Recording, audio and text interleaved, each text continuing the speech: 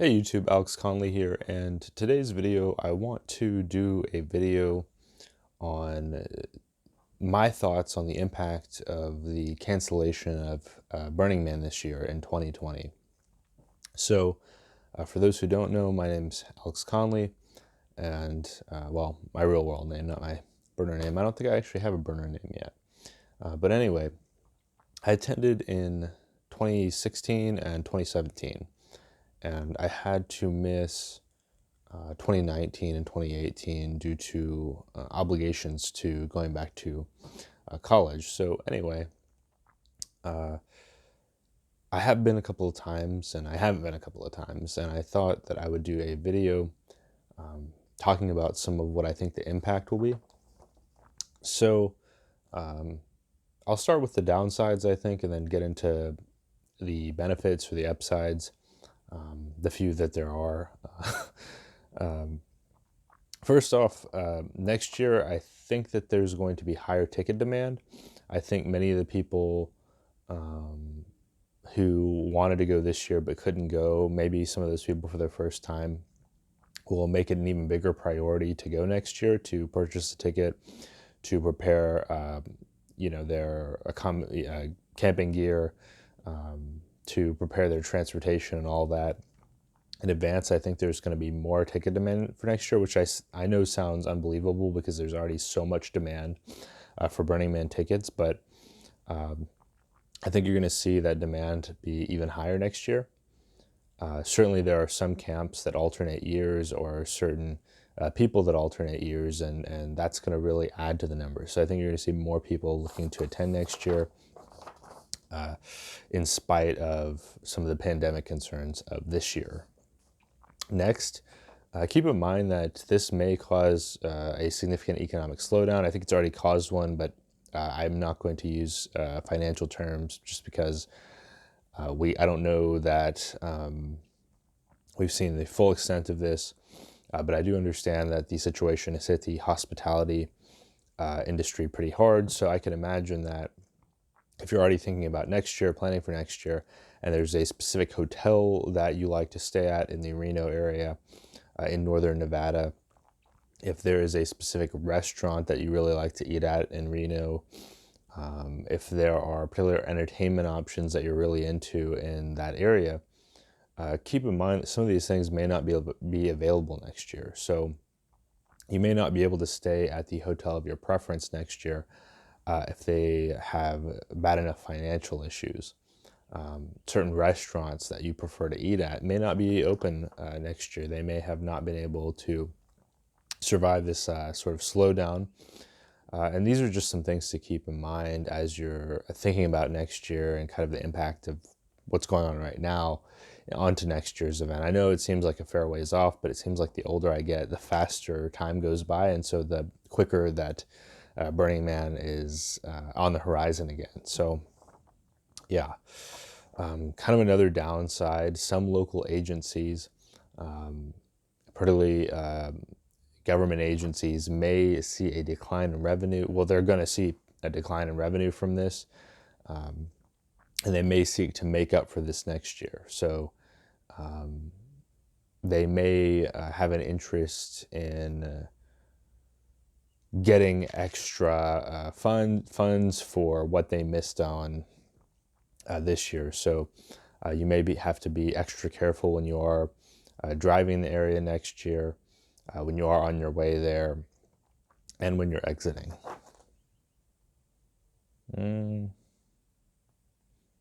So from what I noticed, it seems like ticket prices increase every year or almost every year, at least in recent years. Keep in mind that if you did not buy a ticket this year and you go to buy a ticket next year, it may have jumped a little bit more than what you anticipated based on yearly increases in price. So you may look at a price that has increased accounting for 2 years rather than just 1 year as far as that goes. So keep that in mind, that you may presume, oh, I'm going to pay 10% more next year. Well, you may end up paying like 20% more. I'm not in the organization. I don't throw Burning Man. I don't I'm not a major leadership position, so I don't know about that. But my thought is it may cost more next year than what you're used to. So, yeah, be prepared for that.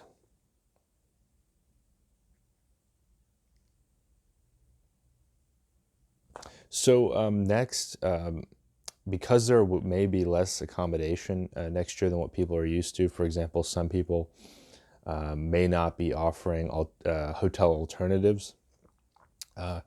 Accommodation and these hotel alternatives may get booked further in advance. You may have people that are just really excited and ready to go next year, and they're super bummed out right now, and they're trying to do the next best thing by thinking about next year and kind of dreaming about what that's going to be like. And they may already have the funds set aside to pay for next year's event. They may have already set these funds aside to prepare for this year, and because they can no longer go for this year, they're thinking about next year. So keep in mind that some things may get booked further in advance than what you're used to. You may find yourself staying further away from, let's say you want to stay in Reno, you may have to stay outside of Reno. Let's say you're used to attending certain parties in Reno. Parking may be more challenging. Keep these things in mind as you're kind of thinking ahead to Burning Man 2021. And kind of the final point before I move on to a semi-warning and then the positives. So keep in mind, things may be more expensive in general. I know I mentioned ticket prices potentially being more expensive, but local businesses may have to raise some prices. They may have had some hardships that they go through this year that they have to make up for next year. Keep in mind that just different things that you're used to spending X amount on, may have to spend 10% more.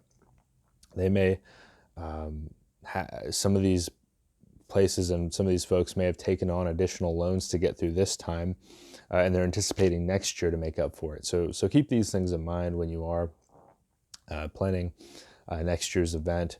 This includes, for example, if you're running a camp and you're used to paying X amount for water, or you're used to having, what's a word?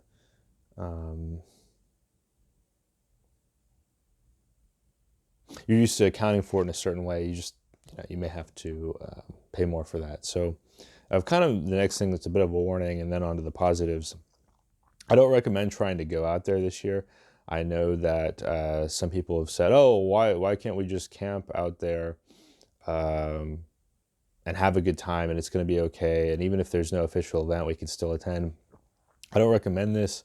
First off, I suspect, based on what I've read, the Bureau of Land Management will probably be out there patrolling. They'll probably have the various law enforcement organizations out there kind of heavily patrolling to prevent people from doing this. But besides that, they may rule it as a no-go zone. It is in control of the federal government. The federal government may find that there's too much risk of people trying to have Burning Man anyway, and they may bar people from entering that area. I believe that's within their power. I'm not for certain. I'm not a lawyer. But I would not recommend trying to go out to the Black Rock Desert to northern Nevada to try to camp anyway, or to try to do anything like that. A better idea, I know most people will travel to Burning Man. Let's say you live in California, or you live in like Colorado or Montana. You may consider taking a really small group of friends camping in your area. You may do something semi-similar to kind of have a relaxing break. Maybe you've already taken time off work. It's not going to be the same thing as going to Burning Man, but it's possibly the healthy, safe, legal alternative.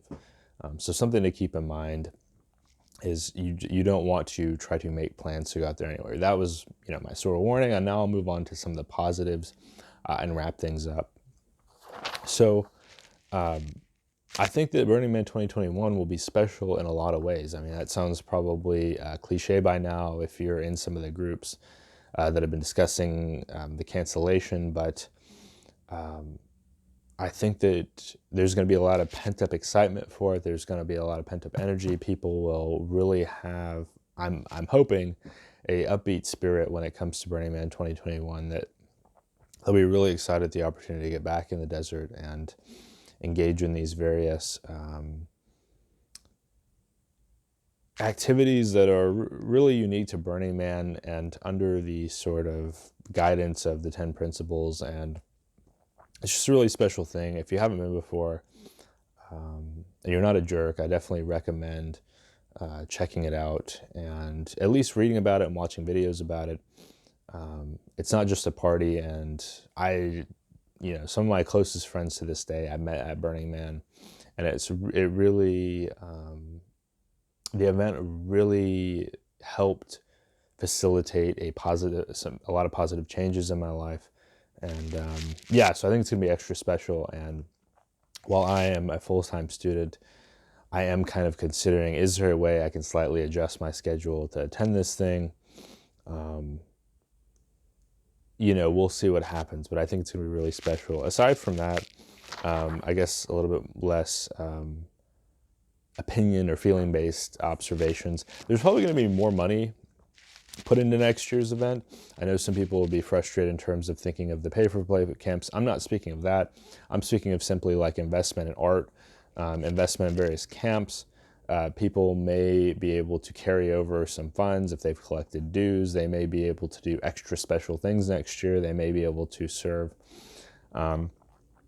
even better food and beverages. They may be able to have even more sophisticated and ornate artwork and various climbing structures. And I definitely could see more money being invested in next year's event as far as funds that don't get spent this year. I know a lot of people are going to be having some financial difficulties, and I don't discount that. But I think most people would agree that Burning Man tends to appeal to higher income people, just because it's really costly to get there. It's really the ticket is pretty costly. You're going to spend a fair amount while you're there. I would think that the primary demographics of Burning Man would be somewhat less impacted by some of these economic issues as some of those who cannot. I know that's not, I don't want to generalize, but that just kind of goes in line with some of my observations. Oops, sorry.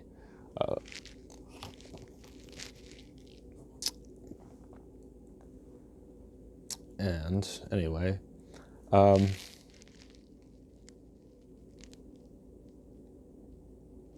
so I think there's going to be more planning time involved. I think that some things may get planned better than they would if they were just going from year to year. I know some of the camps that I've been in could definitely have used more planning, and I think it'll be really positive if people can take that into account and maybe have more planning going into their camp as far as layout goes, planning for X amount of members. I know certain camps that I was in added members kind of late. It could be kind of challenging to set up the infrastructure for additional members. Even writing up plans for different potential situations.